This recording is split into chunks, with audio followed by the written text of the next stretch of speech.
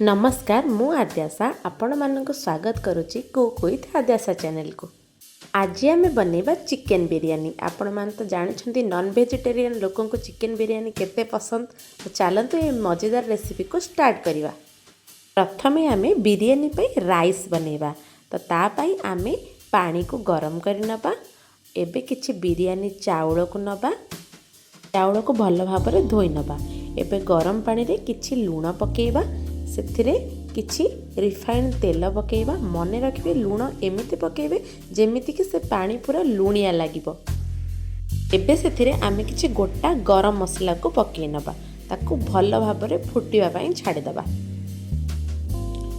गरम मसला सहित पानी भल भाबरे फुटी सारला परे आमे सेथिरे ऐड करिबा चॉप्ड हेकि रखाइथिबा किछि पुदीना पत्र आ किछि धनिया पत्र। एबे सेथिरे बिरियानी चाउल को ऐड करी ताकू किछि समय पई फुटिबा पई छाडबा। मने रखिबे चाउल को आमे 80% ही कुक करिबा। ताठू अधिका कुक करिबानी काहेकि ना से दम देला बेले आउ बाकी कुक हे जिवो। देखंतु एबे राइस हे सरलानी आमे ताकू छाणी नबा। एबे आमे मसाला पई प्रिपरेशन करिबा। ता पई आमे किछि पियाज को काटि नबा। पियाज हमको मसला रे भी दरकार आ बिरियानी को लेयरिंग कला बेले भी पियाज दरकार। से अनुसार आपण पियाज काटिबे। किछि अदा रसुण को काटि नबा एवं ताको भल भाबरे पेस्ट कर नबा। मसला पई जिंस रेडी हे सारिबा परे आमे एबे चिकेन को मैरिनेशन कर नबा। तो सेथि पई आमे चिकेन रे किछि दही को ऐड करिबा। एबे सेथिरे आमे किछि काश्मीरी लंका गुंड को ऐड कर नबा।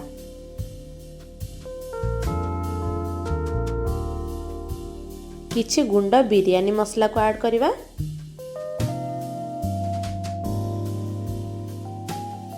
धनिया गुंड को ऐड कर नबा। जीरा गुंड को ऐड कर नबा। किछि चिकेन मसला को ऐड कर नबा। राग लंका गुंड को ऐड कर नबा। हळदी गुंड को ऐड करिबा। आउ किछि स्वाद अनुसार लूण को भी ऐड कर नबा।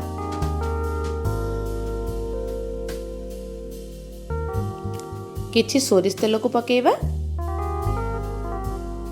बटा होई रखाई थिबा अदा रसुण पेस्ट को पकई ताको भल भाबरे गोळै नबा।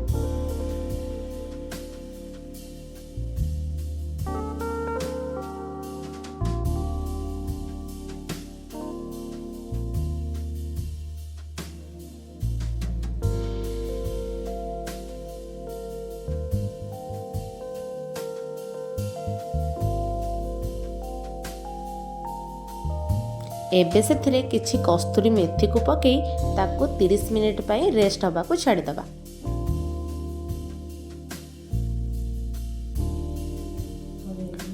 चिकेन मैरिनेशन हैला भितरे आमे कड़ाई रे तेल गरम करी बिरियानी रो लेयरिंग पई दरकार थिबा पियाज को प्रस्तुत कर नबा।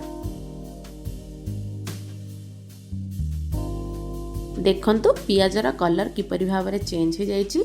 एबे आमे ताको काढी नबा।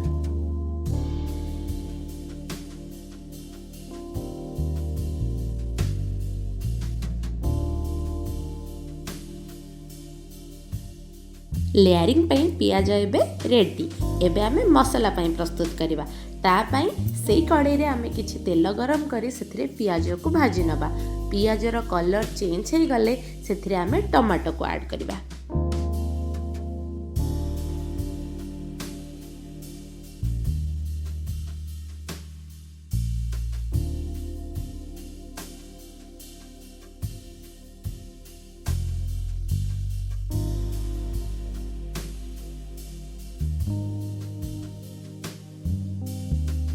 टमाटो सॉफ्ट हो सारिबा परे एबे सेथिरे ऐड करिबा किछि लंका गुंड। मैरिनेशन ने मध्य लंका गुंड ऐड करिथिले। तो एबे देखिकि सेथिरे लंका गुंड ऐड करिवे। बिरियानी मसला को ऐड करी ताकू भल भाबरे गोळाई नबा।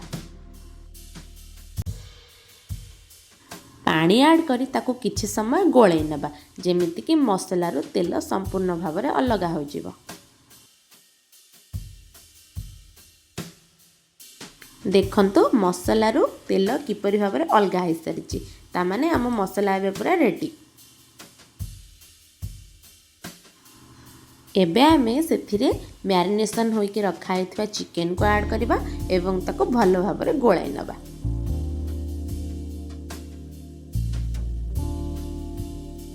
चिकन को भलो भाबरे कसी नबा।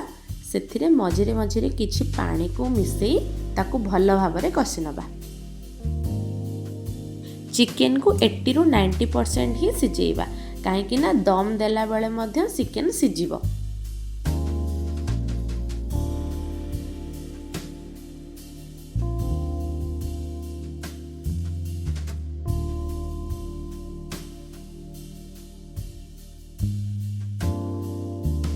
चिकेन भी भल भाव में सीझी गलानी। एबे आमे ग्रेवी बनैबा पई सेथिरु किछि मसला को काढी नबा।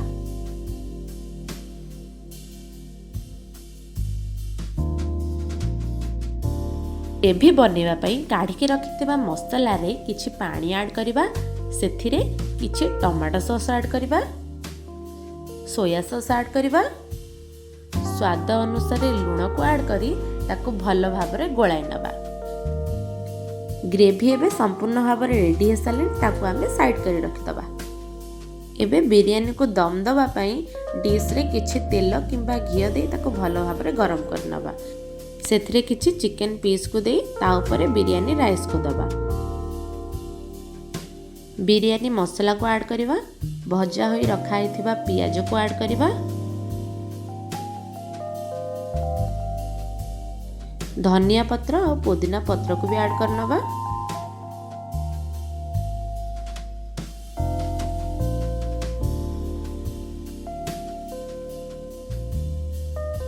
मुझे 2टा लेयरिंग करछि। आपण चाहिए गोटे लेयरिंग किंबा ताठो अधिका लेयरिंग मध्य करि परिबे।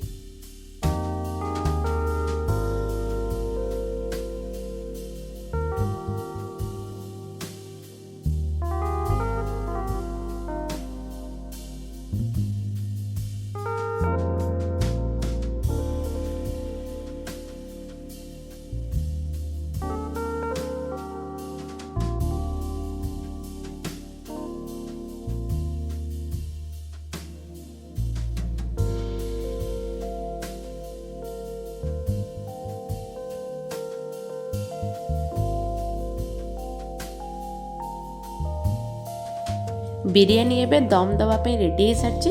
ताको कवर करी 10 मिनिट पे मीडियम फ्लेम रे और 20 मिनिट पे लो फ्लेम रे दम दबा।